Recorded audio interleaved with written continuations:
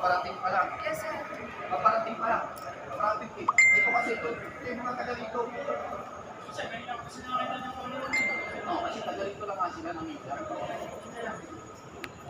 Ako taga JBX Media Productions. JBX. Si Dario ako, si Dario. Naka-live tayo ngayon, naka-live. Ako yung announcer sa Radyo Salipa. Ako yung Levy Gonzales. Ako may programa tuwing umaga. Ngayon, isabihin mo sa amin kung ano ba yung kahilingan mo. Sige. Dahil sa, may alam ako tungkol sa pagkamatay nito, cellphone kapitado. Up. Dahil sa gumagamit ako ng drugs. Ano yung pwede nilang gusto ipapatay? Sabihin nila manyakis ako sa banda. Pwede din nila ako pakulong kung saan nagkamali ako. Pwede gumasto sila papuya sa akin.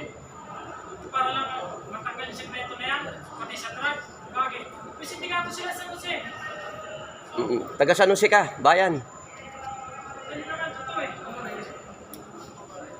Pamilyado ka naman yata. Pamilyado ka ba? Ito nga sir eh. May pamilya ko nga sir naghano eh. Yung asawa ko eh. Hindi, parating nga. Parating mo yung kung anong gusto mo. Naka-live tayo ngayon. Parating mo kung anong gusto mo.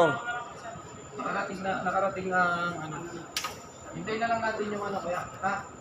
Hintayin na. Malapit na ka sir.